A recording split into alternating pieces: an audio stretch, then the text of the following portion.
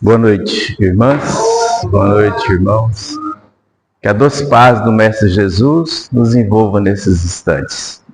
Primeiro momento, agradecer profundamente a Deus a oportunidade de estarmos numa casa espírita, quando nos são facultadas todas as condições necessárias para que a gente se aproxime um pouquinho mais de Jesus.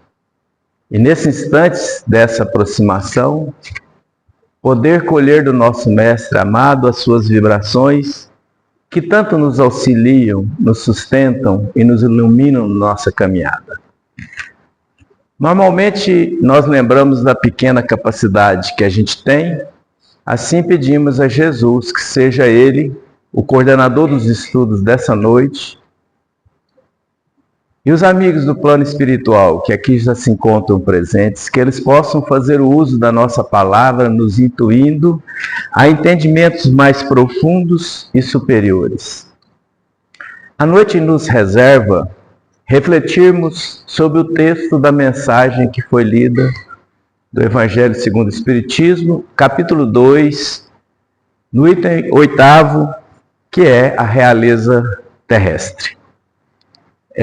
Nessa parte, a gente vai lembrar nesse capítulo 2, que é o capítulo que Allan Kardec e sua esposa Gabi trabalharam no texto para que a gente compreendesse melhor quais são os nossos papéis na nossa existência.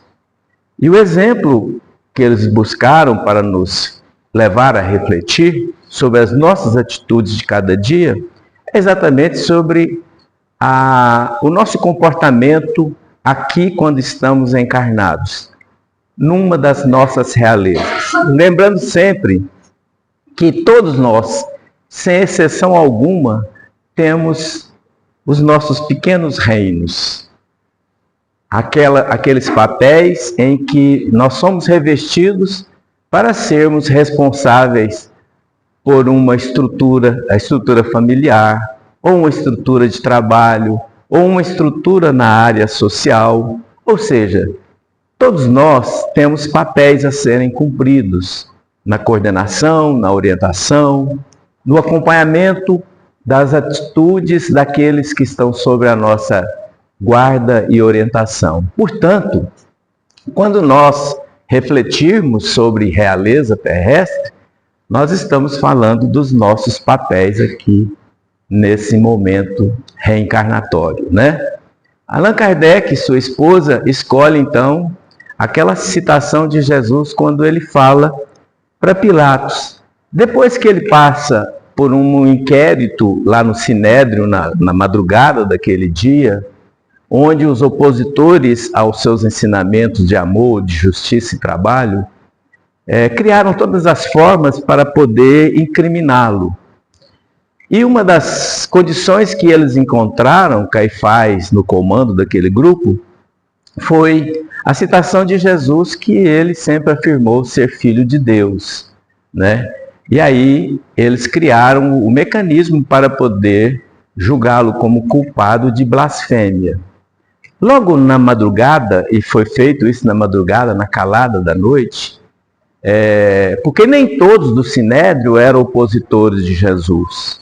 Um pequeno grupo que era, e eles se movimentaram, e aí conseguiram a prisão de Jesus. Levado a Pilatos, Pilatos recebe com a acusação do Sinédrio de que Jesus estava blasfemando.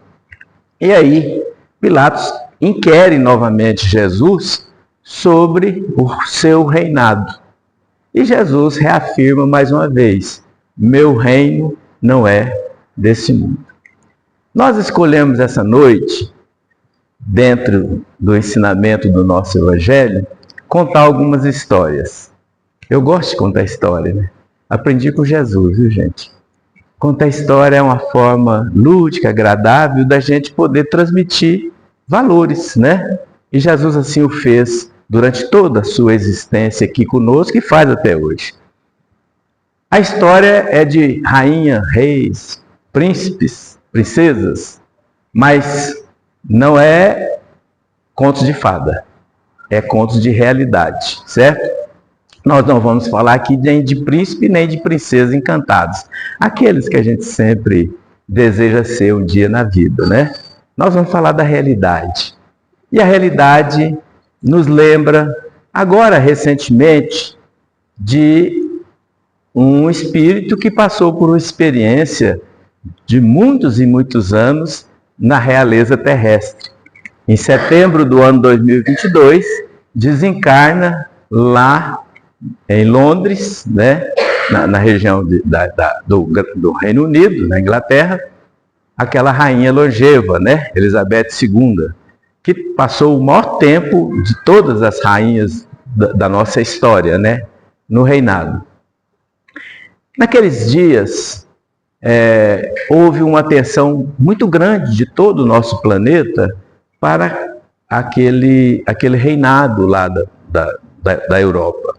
E nós vimos, então, transmitidos o tempo todo pelas televisões do mundo, as rádios, jornais, nós, acho que a grande maioria aqui acompanhou, nem que fosse um pedacinho, nós acompanhamos, né? Houve o acompanhamento das cerimônias da despedida e do sepultamento daquela rainha, né? Naqueles dias, das vezes que a gente pôde observar, nós fizemos uma série de ponderações para conosco mesmo. E aqui nós vamos fazer algumas reflexões e citações, sem demérito a ninguém, sem diminuir e nem acusar, apenas refletir sobre os acontecimentos reais da nossa existência. Nós vimos naqueles dias toda a administração pública voltada às cerimônias. As pessoas todas iam para as ruas. Foi momentos em que houveram desfiles de carruagens folheadas a ouro, como sempre por lá teve, né? Uma luxúria muito grande, um custo elevadíssimo para poder montar toda aquela estrutura dos eventos de despedida, né? As pessoas nas ruas se acotovelando umas às outras para poder ver as pessoas, os nobres dos reinos passarem por lá, até aquele dia em que chegou o momento da missa, a missa de despedida, a missa que iria lembrar do momento mais importante, que é as bênçãos para que o férito acontecesse. Naquele momento, a gente lembra, essa missa foi realizada na abadia de Westminster, lá em Londres. E quem presidiu a cerimônia foi o primaz da Igreja Católica Anglicana, certo? E que também é arcebispo da Cantuária. Gilson Webb, que é o arcebispo, ele conduziu toda a cerimônia e ele recebia as pessoas adentrando a abadia de Westminster. É uma igreja muito suntuosa, muito antiga, vocês lembram pelas imagens, né? E para lá, inúmeras, centenas de autoridades, de príncipes, de rainhas, de reis, né? De presidentes de república de vários países, autoridades, né, poderosos na área econômica, para lá foram. E o que eu observei foi a luxúria dos trajes, sem condenação, porque a gente aprendeu a não ser contra nada. Segundo Mahatma Gandhi, que nos ensinou, ser contra já é violência. Então, é melhor a gente não ser a favor, né? Mas eu estava observando, não fazendo julgamentos, mas com análise simples, de imaginar o custo que estava sendo direcionado para aquela cerimônia, né? E ali passavam-se uma quantidade imensa de pessoas de grande importância, principalmente na área econômica, né? Com seus trajes caríssimos, as senhoras com os vestidos sofisticados, joias, colares, demonstrando uma riqueza, um padrão de riqueza inimaginável. Naqueles momentos, quando chega o corpo da nossa rainha numa urna coberta com o manto, sobre a urna vocês vão se lembrar uma grande coroa, uma das coroas da rainha. E lá, essa coroa, cravejada de milhares de pedras preciosas, uma quantidade imensa de diamantes, pedras das mais caras, e bem no centro, a pedra preciosa mais cara que existe entre nós até hoje. E essa pedra lapidada, cravada nessa coroa, custa muito, mas muito dinheiro. E naquele momento, a gente observou que estava, além dessa coroa de muito valor, um objeto, um maço, certo? Aonde estava todo cravejado, todo de ouro e cravejado também de pedras. Naquele momento, eu comecei a refletir, de onde saiu toda aquela riqueza? Nós vamos observar que a maioria das pedras preciosas que lá estavam enriquecendo aquele reino, tinha saído dos povos da África, da Índia, dos ambientes mais pobres até hoje da humanidade, aonde a fome impera, a falta de hospitais, a falta de escolas, a falta de poços artesianos para poder servir água para aquelas criancinhas que estão lá abandonadas. E naquele momento, vendo aquela riqueza, aquela opulência, e olha que era uma das coroas, né? A gente ficou a imaginar que todo aquele recurso gasto com aquela instituição, quantos hospitais, quantas escolas poderiam estar sendo edificadas na região mais pobre do nosso planeta. Para surpresa, inicia-se então a cerimônia. Depois de adentrado, tudo filmado pelas televisões do mundo, transmitido, a cerimônia foi presidida pelo arcebispo, né, que é o Gilson Webb. E ele pede à primeira-ministra da Inglaterra, da época, uma jovem, para ler o Evangelho, fazer a leitura do Evangelho. E, para minha surpresa, ela pega o Evangelho para ler. E ela fez a leitura do Evangelho. Liz Truss é o nome dela. Liz Truss faz a leitura do Evangelho no capítulo 14 do Evangelho de João.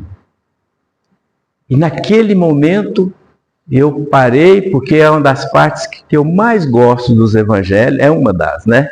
Mas essa me toca muito de perto. Não sei se vocês lembram do que é essa passagem.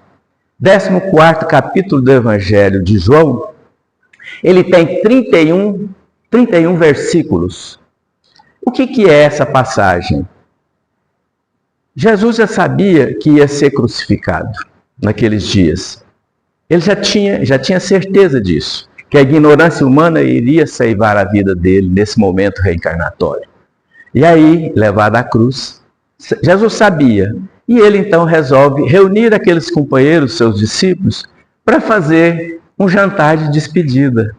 E nesse jantar é relatado pelo jovem que lá estava, João, um dos evangelistas, né?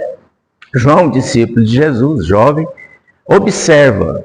Para mim, João é um dos discípulos que mais conseguiu alcançar a profundidade dos ensinamentos de Jesus. E a gente observa isso no seu evangelho, sem desfazer dos demais, né? É o único evangelho diferente na sua estrutura de narrativa, na sua estrutura de citações dos fatos, né? Ele é diferente dos demais. Não é melhor nem pior. É apenas ângulo de reflexões. Nesse dia, desse jantar, nessa despedida, Jesus estava e foi essa passagem que foi lida lá, né? Jesus, sabendo que ia ser crucificado, ele reúne os discípulos e conta para os discípulos naquele jantar. E houve uma comoção muito grande em todos eles, porque ficaram 3 anos, dia e noite, junto com Jesus, né? Acostumado a sentir as vibrações amorosas de Jesus, ver os seus exemplos, ouvir a sua doce voz, seus gestos serenos. Então eles estavam muito apegados com Jesus, quando Jesus falou: olha, eu estou partindo. Então eles ficaram muito abatidos. Foi quando então Jesus disse: não turbes os vossos corações, não fiquem tristes, né? Eu vou partir, mas na casa do meu Pai, no reino do meu Pai, existem muitas moradas. E eu vou para uma dessas, certo? E eu vou para lá, certo? Eu vou partir. E irei para lá e vou preparar lugar para receber cada um de vocês. Naquele momento, Jesus não estava falando somente para os discípulos. Ele estava falando para todos nós em humanidade. E ele disse que ia para lá. Que lugar é esse? Que lugar é esse? Nós espíritas sabemos muito bem.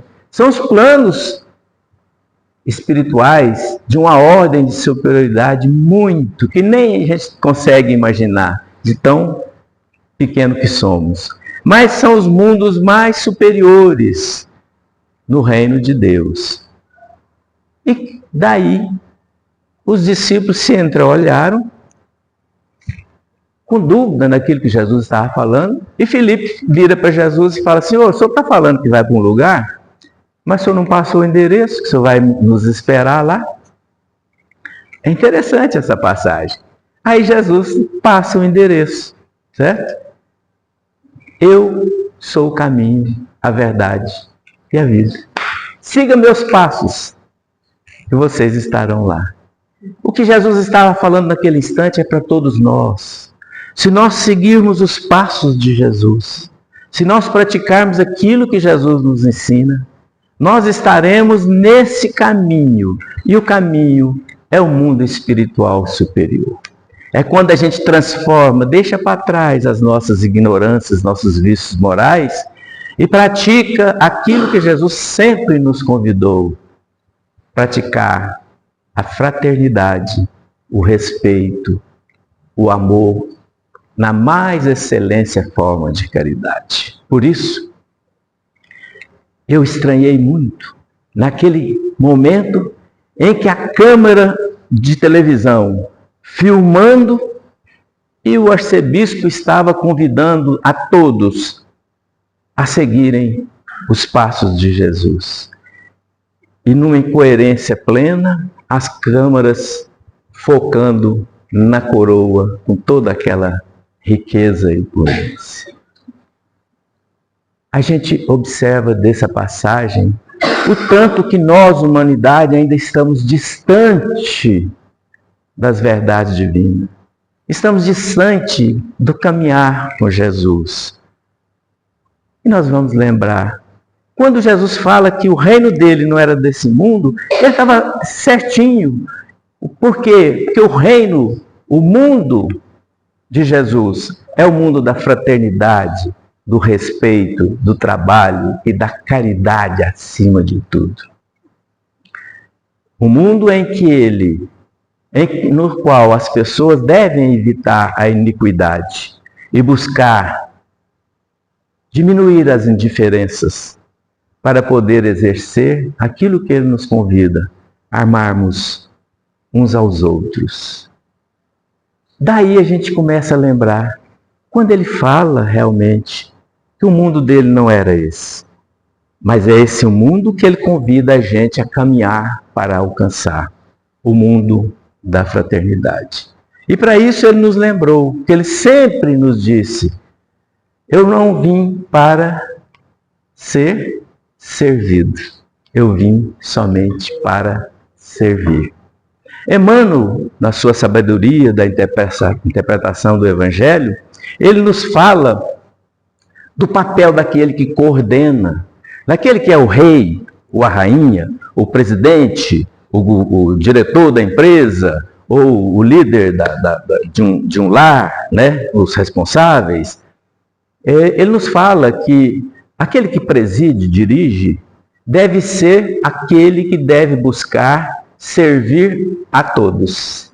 Portanto, o presidente, o prefeito, o governador, nós fazemos um papel diferente. Vocês já observaram que o diretor da empresa, todo mundo tem que servi-lo? O governador, o presidente, as rainhas, etc. Tal. Essa é uma rainha aqui que viveu isso, que foi lida. Quando ela acostumou com toda a pujança da riqueza material, certo? E do poder, todos a referenciavam. E ela achava que quando chegasse no plano espiritual ia ter tapetes vermelhos também, e todo mundo fazendo referência a ela. Chegou lá, nada. E ela estranhou. E se sentiu, inclusive, humilhada, porque as pessoas que ela achava que estavam... aquelas pessoas que ela nunca ligaram, né? E tratou com indiferença, estavam numa condição muito superior à dela. E ela traz essa mensagem aqui como um alerta para todos nós, certo? Porque nós estamos no nosso corpo de reinado. Então, Emmanuel nos diz que o diretor da empresa ou diretor de um órgão qualquer deve ser aquele que deve se esforçar o máximo possível para servir a todos, para dar condições humanas, respeitáveis e em condições para que os trabalhadores produzam mais e o progresso aconteça. Essa inversão de entendimento nos leva também a refletir. Daqui, quem tem a lembrança do ser mais rico que nós temos noção? Quem é o ser mais rico que existe? Alguém lembra, hein? Deus. Deus, nosso Pai, que nos criou e criou tudo, certo? Então Deus é o mais rico. Agora vocês já observaram que Deus criou tudo para nos servir a todos nós o tempo todo e sem cobrar nada, viu? Nem voto, né? Então Deus nos serve constantemente. Por isso, Ele é o mais rico. Pitágoras já nos ensinava isso no passado. A riqueza está na servidão e não na posse. Diante disso, a gente vai lembrar. Essa rainha aqui viveu no engano, no sofrimento e partiu para lá. Durante a transmissão daquela que nós comentamos, eu fiz uma prece sem criticar a rainha Elizabeth. Eu fiz a prece, pedi a Deus, a Jesus, que abençoasse, que acolhesse no plano espiritual, porque nós sabemos, e a doutrina espírita nos ensina, que um dos papéis mais pesados de provas aqui na nossa experiência reencarnatória é o poder e a riqueza. Porque nem sempre a gente está preparado para saber conduzir essa riqueza. Mas não podemos condenar os títulos de rainha, de presidente, de prefeito, de governador, de presidente de empresa, nada disso. Porque não é o título que leva ao equívoco, ao engano. O que leva é o comportamento daquele que está revestido naquele título. Vamos lembrar que na história da humanidade nós tivemos, não foram muitos e nem muitas, né? Nós tivemos algumas rainhas que souberam exercer o papel de forma correta, alguns reis. Não foram muitos, como a gente está lembrando, porque não é fácil. E por isso a gente não pode condená-los, né? Mas nós vamos lembrar, lá na época dos anos 1200, na França, lá nessa região, a França tinha um rei chamado Rei Luís VIII. Luís VIII foi um dos passados, um dos reis mais probos, mais sérios, que não entrou em contendas, em guerras, evitou tudo isso. Teve um trabalho excelente no seu reinado, que foi curto, né? E ele era casado com uma rainha que tinha um coração muito preparado para o papel de coordenação. Rainha Branca de Castela. Rainha Branca de Castela era um espírito que veio para preparar um lar para receber um outro espírito de ordem muito mais elevada. Durante o reinado de Luís VIII, ela o auxiliou, né? E logo, no ano 1214, ela se engravida e recebe uma criancinha. Nasce o Luís IX. Muita gente pensa, vocês já ouviram falar de São Luís, né, gente? E muita gente pensa que São Luís é o Luís XV. Não. É esse Luís IX, certo? Luís IX, filho da Rainha Branca de Castela. Logo no primeiro momento na história, a gente vai... E essa história é real porque, naquela época, muitos dos textos que os reis, as rainhas falavam, eram gravados pelo escrivão da corte. E nos conta um texto do escrivão da corte da França, que no momento em que ela recebe o Luís IX nos seus braços, logo após ter sido o portal da reencarnação daquele rei, ela recebe o nenenzinho e ela diz o seguinte, ficou gravado lá: "Oi, filhinho, agora tu és o templo de um Espírito Santo. Mantenha a pureza do seu coração e seja um rei de bondade."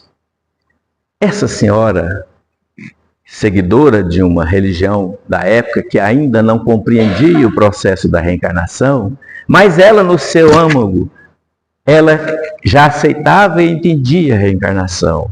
E ela sabia que aquela criancinha era um espírito de bondade que estava vindo para ela, para que ela pudesse trabalhar com ele no reino da França. Por isso ela falou: "Oi, filhinho", como se diz, "tá bom, você já chegou agora, né?" E ela diz: "Mantenha a pureza do seu coração." Ela já sabia que era um espírito de pureza. Isso em 1214. 12 anos depois, desencarna o rei Luís VIII, seu esposo, e ela assume o reinado da França. Por quê? Porque era menina ainda, o Luís IX, né? Então ela assume, passou a ser a rainha. Foi uma rainha excelente, de muito comportamento, teve muitos desafios. E o mais interessante, durante todo o seu reinado, ela se aconselhava nos momentos mais difíceis. Sabe com quem que ela se aconselhava? Com o pequenininho, o espírito que já estava ali ao lado dela, encarnado, né? Ele, então, já auxiliava ela. Ela, por sua vez, teve um cuidado muito grande na criação dessa criança, porque naquela época havia muita vaidade, muita luxúria nas cortes dos reinados, né? Onde as pessoas perdiam tempo e tempo andando para lá e para cá naqueles jardins, as mulheres com aquelas sofisticações de roupa, muitas joias, né? E os homens aos seus lados lá também, cheios de joia, de coisa, andando para lá e para cá nos jardins, comendo asinhas assadas de fazão, né? Ou croissant com mais as quitandas, tomando ponche, champanhe e outras coisas mais. E era isso a vida. E ali passava o tempo demonstrando riqueza, luxúria, andando para lá e para cá, e muitas das vezes conversando coisas que não devia estar conversando, tramando, né?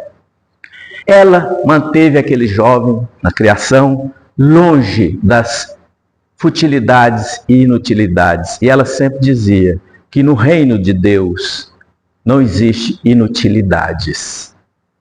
Tudo tem utilidade. Portanto, ela tinha consciência de que não se deve perder o tempo reencarnatório, esse tempo da nossa experiência aqui em matéria.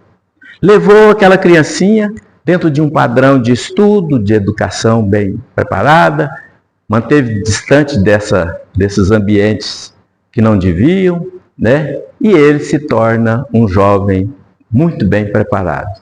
Aos 21 anos de idade, ele assume de fato o reinado, certo? E a sua esposa, a sua mãe, continua junto. Mas ele já encontra um outro espírito para ser o seu anjo da guarda encarnado, a sua esposa, certo? Margarida de Provence.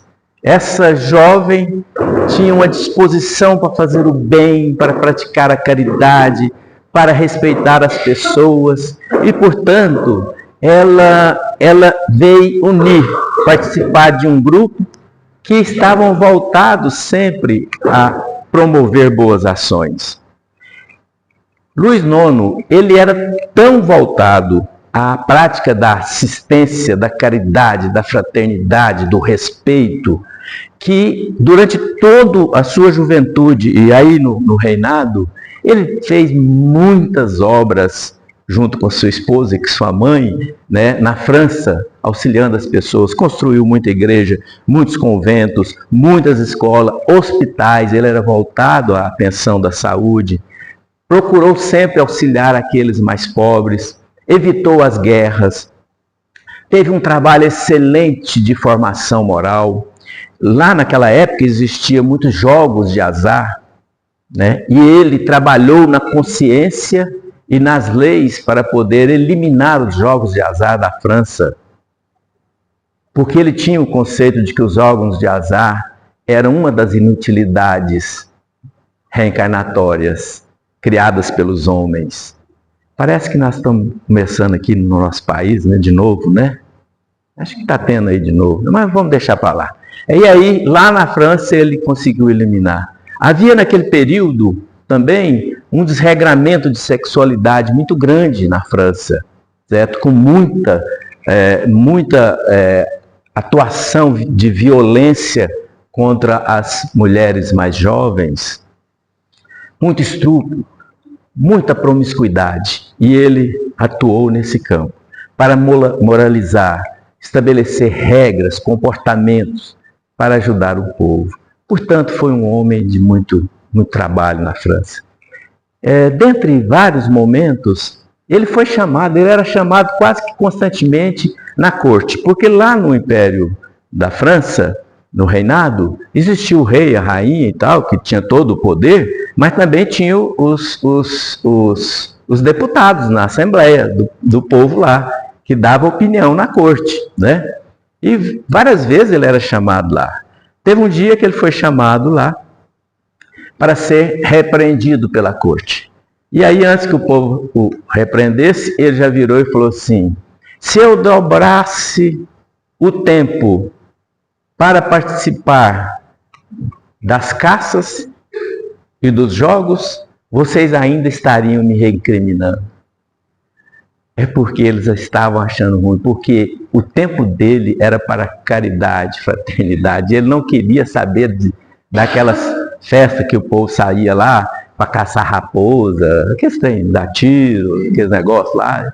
E aí, mas não era assim que a sociedade queria que ele fosse, queria que ele participasse. É mais ou menos o que acontece com nós.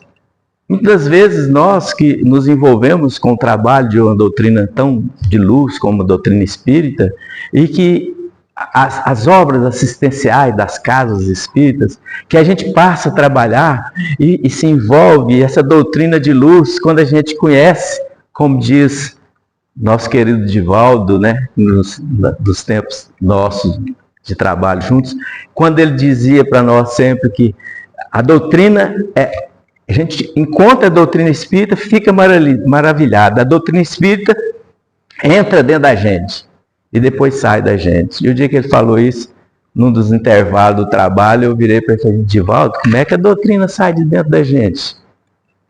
De mim não tem jeito de sair, não. Ele falou: sai, meu filho, em forma de caridade. Era isso. E quando a gente começa a trabalhar dedicado o tempo todinho, o que acontece muitas das vezes com a gente? A família não entende, os amigos também, e virou carola, agora só pensa em fazer caridade, não pensa mais não, deixou de ser companheiro, e a gente deixa mesmo. E assim foi ele. Ele fez um reinado muito bonito, e aos 59 anos ele volta para a pátria espiritual.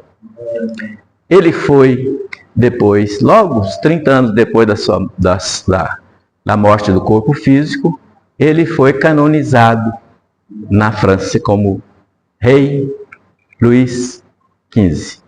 Então, Santo Luís XV. Luís XV não, desculpa. São Luís. Luís IX passou a ser São Luís. Esse São Luís, gente, só para finalizando já, esse São Luís foi um dos espíritos que mais contribuíram com a codificação da doutrina espírita. É dele a mensagem aqui no Evangelho segundo o Espiritismo, que trata sobre a reencarnação. É ele que nos trouxe a consciência que ele tinha lá quando criança, de não perder tempo com futilidades da vida e aproveitar o processo reencarnatório. Ele também trabalhou muito Livro dos Espíritos, Livro dos Médiuns, por toda a codificação da doutrina espírita. Quando Allan Kardec foi lançar o Livro dos Espíritos na livraria Dentu, lá na França, no dia 18 de abril de 1857, era uma manhã, estava muito úmido o tempo, estava passando da primavera, do inverno para a primavera. Allan Kardec desce a pé para a livraria, a sua esposa Gabi, com as meninas, as médiuns, né? A família de Faux, a família que os auxiliaram, fizeram parte do trabalho, desceram para a livraria para fazer o lançamento do Livro dos Espíritos. Foi um dia muito bonito, foi um dos dias mais importantes de toda a história da humanidade, porque nascia entre nós a luz dessa doutrina, o Consolador prometido, que Jesus prometeu naquele jantar, junto com João Evangelista. É um dos itens dos 31 versículos lá, quando Jesus disse que ele iria partir, mas que ele iria pedir a Deus que viesse uma doutrina consoladora, um consolador. E esse consolador é a doutrina espírita, né? E naquele dia, então, Allan Kardec desce, passa o dia todo lá na livraria, dando explicações, orientando. Fechou o dia, ele volta. Gabi chama os amigos, as famílias, as 3 médiuns, né, meninas que psicografaram, uma que fez a revisão. Essa obra foi toda feita com revisões de textos, de conteúdo e de palavras. E como é que foi feita essa revisão? Muitos não sabem. Ruth, uma das menininhas, Gabi e Allan Kardec preparavam um texto, passava para ela. Ela lia o texto. Chegava de noite, pelo processo mediúnico de sonambulismo, os espíritos responsáveis pela codificação da doutrina no plano espiritual diziam para ela, fala lá, que aquela palavra tem que ser substituída assim, assim, o texto tem que ser ajustado assim, assim, assim. E ela no dia seguinte passava para o casal e eles preparavam, etc. Então foi uma obra muito bem preparada em todos os sentidos. E aí voltaram. Gabi chama eles para tomar um chazinho, comer uns biscoitinhos, lá na casa dela. Já era final do dia, iniciando a noite. Foram para lá, todos muito felizes, Allan Kardec muito feliz. Sentaram, tomaram o lanchinho, conversaram. De repente, uma jovenzinha de 15 anos de idade, que lá estava com a família, com seus pais, chamada Hermance de Faux, 15 anos. Ela fala para Allan Kardec, tem uma entidade aqui, um espírito querendo falar algum. Aí Allan Kardec, não, tudo bem, então, avisou todo mundo, terminaram o lanche, limparam a mesa, sentaram, trouxeram lá aquela cestinha com os lapisinhos para poder fazer a psicografia, que era a letra, né? E aí, então, um espírito manifesta, trazendo uma mensagem. Sabem quem era, gente? São Luís, o jovem. E ele traz a mensagem dizendo da gratidão que Deus estava com aquele grupo, a felicidade de Jesus e de toda a espiritualidade de ter iniciado a vinda da doutrina de luz para a humanidade, que nos ensina a amarmos verdadeiramente uns aos outros. E aí ele pede, vamos à luta. Vamos à luta para poder afastar as tendências do materialismo da humanidade, para podermos cada vez mais voltar a nossa existência, a nossa experiência terrena para a prática do amor e da fraternidade. E aí ele diz, vamos à luta. Peguemos as armas, mas somente as armas que estão contidas no Evangelho são as que devem ser usadas. Os ensinamentos do Evangelho de Jesus. Ele se despede feliz, grato pela oportunidade de ter feito também parte desse grupo de trabalho. Se despede, as famílias vão embora. Gabi, cansadinha, aproximou de Allan Kardec e disse, meu esposo, eu estou muito cansado, eu vou me recolher. E ele falou, vai, eu vou ficar mais um tempinho aqui. Ficou por lá, sentou numa escrivania, pegou um papelzinho, escreveu um trechozinho. E nesse trecho ele agradecia a Deus, a Jesus, a todos aqueles espíritos de luz que contribuíram para a codificação que iniciava através da primeira edição do Livro dos Espíritos. E aí ele deixou um texto dizendo o seguinte, que se um só coração na humanidade tivesse compreendido os ensinamentos que estavam vindo, um só coração, já bastava a oportunidade da felicidade de ter contribuído com os semelhantes. É a forma de caridade que Allan Kardec nos trouxe.